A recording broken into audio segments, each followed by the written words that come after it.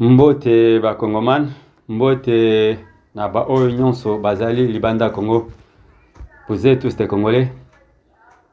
Naza na mawamuke pona makambo oyo ezali koleka na Congo. C'est très dangereux makambo mona mikolo. Insécurité na Kaseni. Insécurité Kaseni, quand je parle de Kaseni, je vois l'Ituri. Et pas puis ba soda ougandais ba zui possession ya cité wana.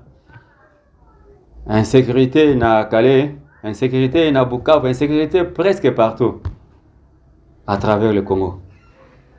Banani bazali sima ya makambo.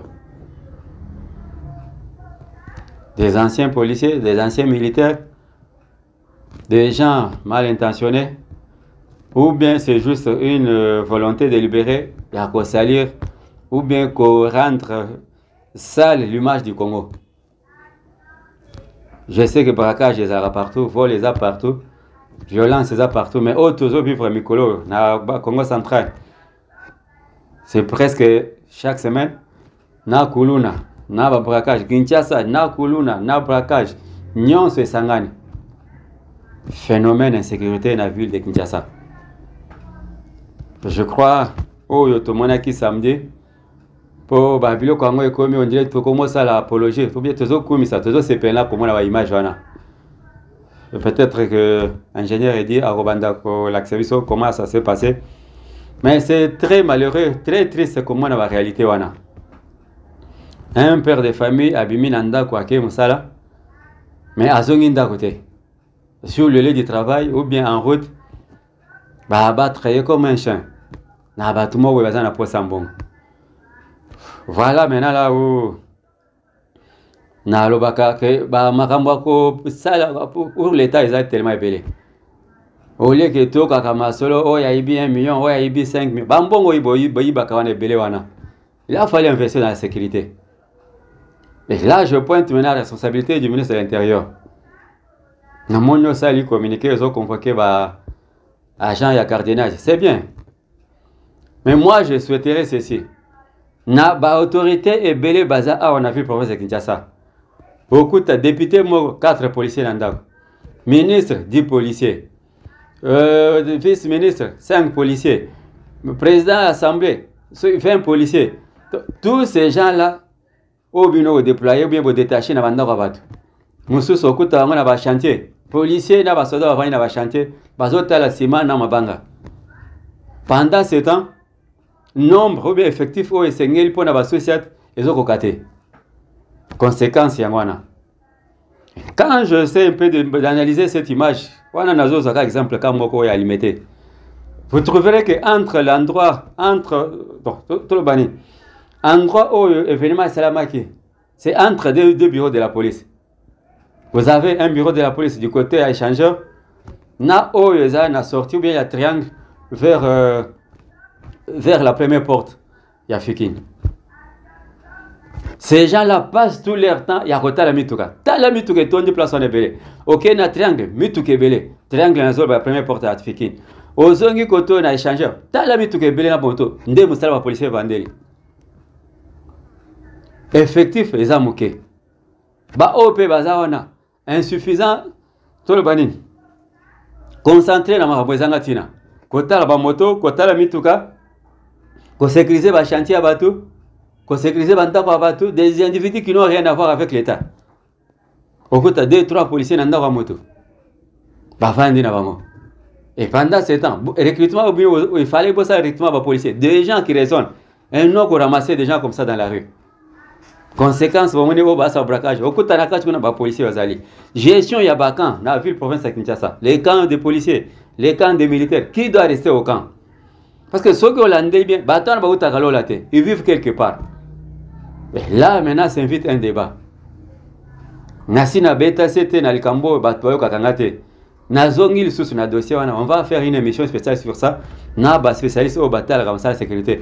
Likambo ya caméra de surveillance, vidéo surveillance, caméra de surveillance dans la ville province de Kinshasa. Et alors la ville pilote.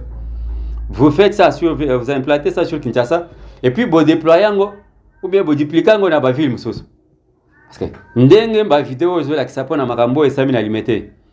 S'il y avait une caméra de surveillance, où il y a l'État, Ça pouvait permettre à ce que Babenga, à partir de la centrale, Babenga, commandant au Baza Pembe Nyana, Balinga va intervenir.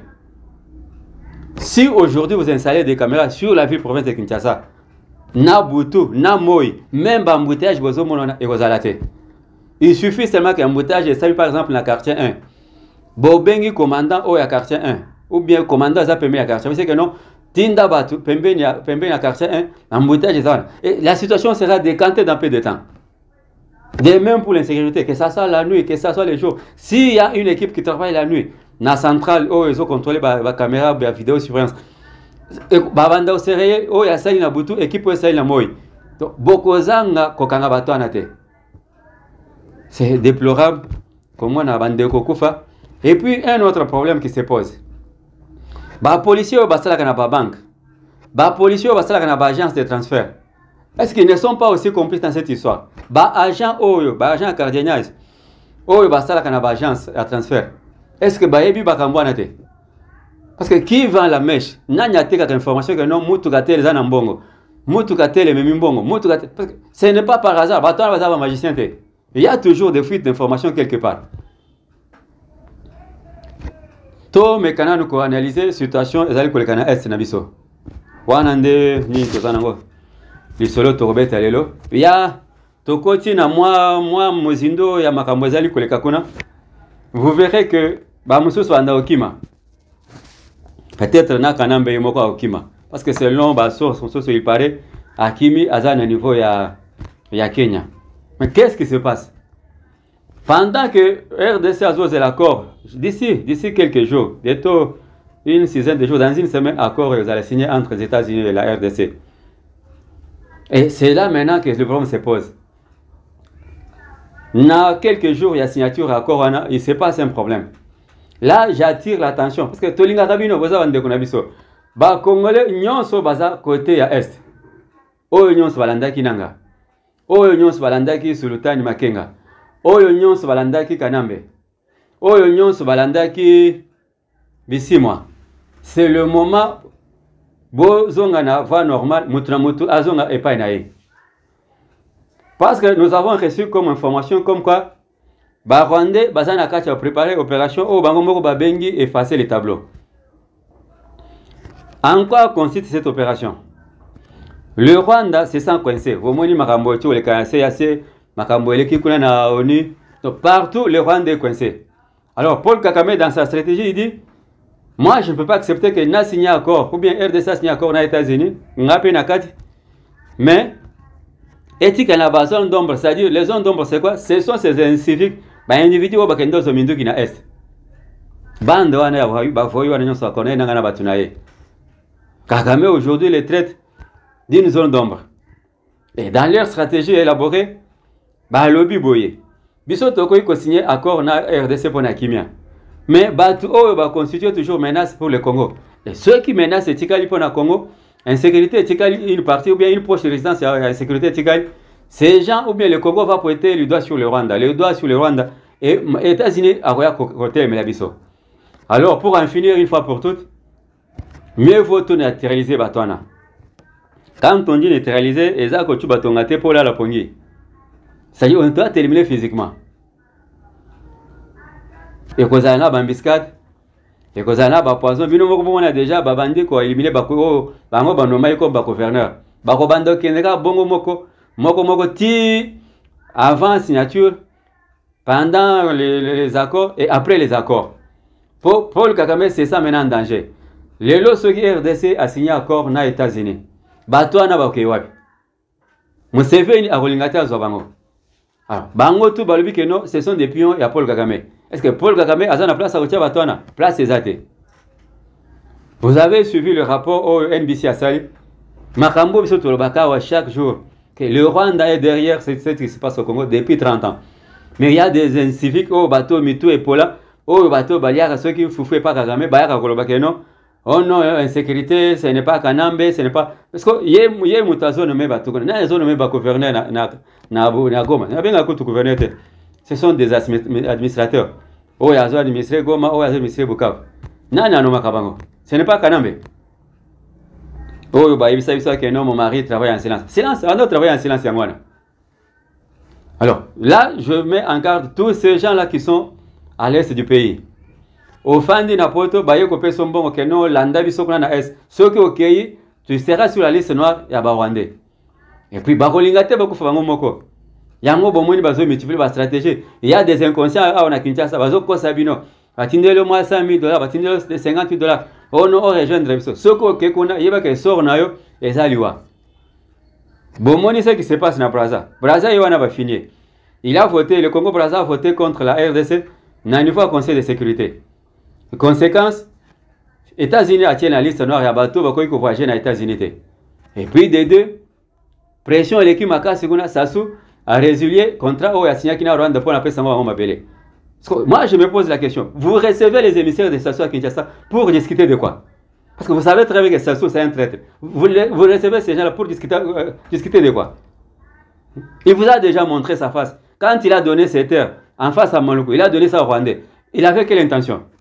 Il envoie des gens ici avec des lettres empoisonnées, Bozo et Mbabango, comme si Bazaki Batumoko a sérieux. Ce ne sont pas des gens avec qui traiter. Je ne parle pas des Congolais de Brazzaville, je parle de Sassou et sa famille. Toute cette bande de vautours autour de Sassou. Sassou, pour faire plaisir à Macron, il est capable de tout. C'est pourquoi il avait vendu les terres aux Rwandais. Azus un secrétaire au Rwandais, va imposer secrétaire rwandaise à Yambara document aux Talibanda. Mais Bazo ya Kosko Kolukani.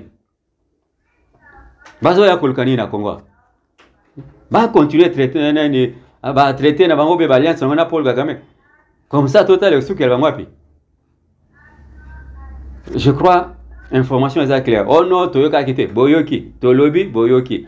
Bino bato balanda biso bo répondre biso na message. Je parlais, c'est clair. Na lobi na lingala, na lobi na français. Faut na bi bino bato belé boza kuna. Oh banyangala kato baza kuna. Oh nyonso balata ba chapeau, bozo kitsa chapeau ti a po bombelongi. Français boyoka kapete. Anglais pe amolonga bolobaka boye bien moté. Na lobi yango na lingala po bolobaka baza ba congolais. Na lobi na lingala po boyoka. Oh non, toyoka kité. Le message est très clair. On a intitulé cette opération Opération effacer les tableaux. C'est-à-dire, Moutunions Oyo, Asala Dul ou bien Asala Alliance na Paul Kagame. Paul Kagame se retrouve maintenant na point que Makambounion se a coincé. Na économie, na sécurité na Imoko. Il se sent en danger. Le danger est constitué par qui? Par Corneille Nanga, par Bissimoa, Makenga, Kanambe. On ne sait pas qui sera le premier sur la liste. Le gouverneur est déjà parti, le vice-gouverneur est déjà parti. On ne sait pas qui sera le prochain sur la liste. Et la liste est déjà établie, déjà élaborée, et ils vont commencer à partir comme ça. Mabé, oh non, tout le bas quitté. Je crois, le message est passé, le message est clair. C'est un message codé. Oh, yazala mato ya koyoka, ayoka. Na lobi, oh, na kokai koloba. Na moni, ba ndeko, bazo sungabiso, kuna nasima. Lokola, ndeko nabiso, edi. Mais na moni batu, ba komelinga ba message awa, les communicateurs. Ba lobi nanga, na insisté mingi pour na mafia, oh, zasali kostelema. Na monde de communication. Nous avons pris l'engagement de défendre le Congo. Vous nous avez appelé pour dire que non, nous sollicitons vos services. Bobandapé Kolobela Makamba Congo, selon orientation Bilobozaki. Curieusement, Makambambong, ceux qui bêtent à 1000 solambong, Topiso Toyo Kakangote. Ceux qui ont commis Makambambong, Bozuba Nabino, Bozuba Sinabino, Bokezo Makango Nabino, Ndebakeko Zambong. Makamba voyage pour la couverture à déplacement chef de l'État. Boke Lukaba Nabino, Basi Nabino, Banoko Nabino, Batata Mwas, Bisoto Vandi Tota Labino. Mais Namo n'a rappelé vidéo Bino Salakate. Natika la commande à ta vidéo Mogozo Bino Salak. Et à la cellule de communication en la présidence. Namo n'a rappelé vidéo Mogozo Bino Salak pour combattre la M23. Mais Bongo Bozo Zambongo et Belé. Talaba caché Belé Bozo Pesa Bino. Non, Pesa Biso 20 000. Tout ça, élément on peut totika la commande à moté. Alors, des pauvres gens au bazar qui débrouillent dans les moyens d'avant. Au lieu de sunga bangwata na moi mike we kobima batwa kabola et sunga na musala. Non, vous prenez encore cet argent, bogobe yango, vous meli bateau, après bozo senga bisoto sa musala. Biso ba yuma na bino bazo ba na bino, bino boli ambongo bisoto sa bino musala. Merci na bandeko. Ne crois message eleki. En tout cas, merci na Jean Mbaka Onokoko. Na vos sanité équipe technique Mobimba, namoni Makanzo, David, Basila, namoni Edi, namoni 75 éléments. Osé Nimi, sans oublier Maman Nabiso Linda. En tout cas, je remercie toutes ces personnes.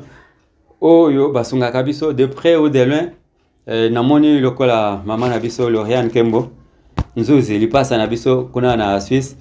Na Bosanité, Maman Nabiso Judith na Papa Ali Kibonge na niveau aux États-Unis.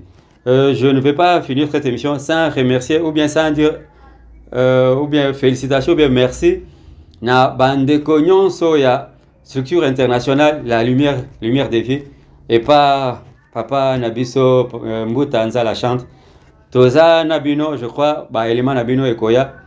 Merci, on se retrouve au prochain numéro.